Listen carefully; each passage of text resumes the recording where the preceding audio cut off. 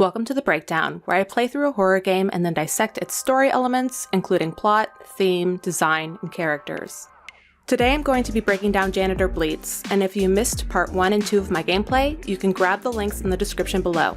And while you're at it, don't forget to subscribe so I know that people are actually interested in this content and I'm not just shouting into the cosmic void. Janitor Bleeds is a story about you, a lone traveler who crashes their car, follows a strange light through the forest, and stumbles into an abandoned arcade in search of help. Soon enough, you get the power on and come across a game called The Janitor. The arcade game consists of picking up cute little blue piles of crap and emptying a trash can or two. Easy, right?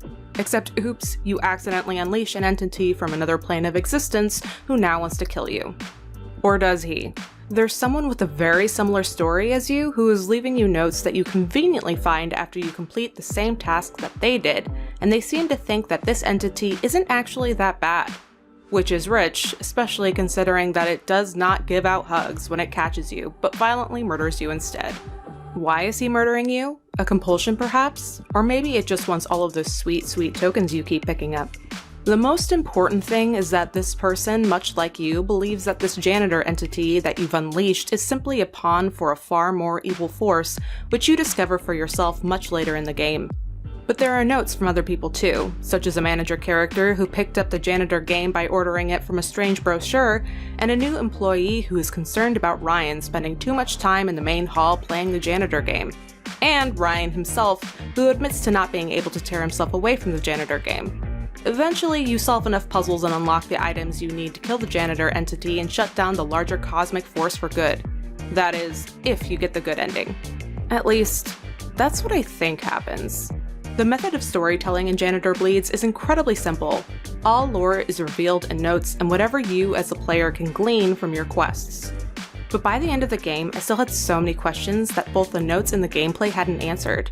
For example, the game starts off with the text, "It is said that in a forest lives an evil so great that it twists the path of a lone traveler like a reeking black hole." By the way, I have no idea what the phrase reeking black hole means in this context. Maybe it's the place that the janitor tosses all of his trash that he was supposed to get rid of. Who knows? But if this great evil twists the path of one lone traveler, then am I to assume that the guiding notes we find were actually written by the lone traveler themselves, and that they are stuck in a time loop from which they can't escape until they defeat the cosmic evil and finally break the cycle? Now, I wish this theory made perfect sense, except the game also suggests that the arcade has lured many into its clutches, and that this is actually the first time our lone traveler character has been to this arcade and is now following the notes of the last poor sod who got trapped here.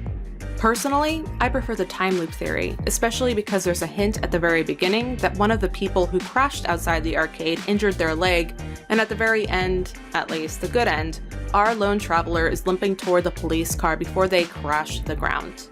Or maybe I'm reading way too far into this. But there was a big missed opportunity in Janitor Bleeds for slightly deepened lore, which I think would have made the overall game a little scarier. Maybe we don't need to know anything about our protagonist, except whether he is actually in a time loop. But what about these other characters? What happened to the manager who bought the arcade game in the first place? Who is this Ryan dude? If he was an arcade employee, was he the janitor? And if he was a janitor, was that why he became more obsessed with the game than other employees? Did he become the janitor entity when he got sucked into the game?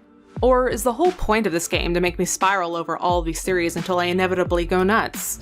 To be fair, I didn't collect all of the bears, which are supposed to open up a secret room with dev info, but I don't think any lore was revealed through this Easter egg. Despite all my questions, I really enjoyed Janitor Bleeds, especially because it delivered its slow burn scares in moments packed with tension and suspense. The soundtrack was great, and I also enjoyed its reliance on nostalgia and that it didn't take itself too seriously. I mean, you kill a cosmic entity with a set of pink and teal arcade guns. What's not to like? Special thanks to Corpus and Bonus Stage Publishing for the beta key of Janitor Bleeds, and if you enjoyed the breakdown and want to request a specific horror game, or have some theories of your own about Janitor Bleeds, don't forget to let me know in the comments below. See you later!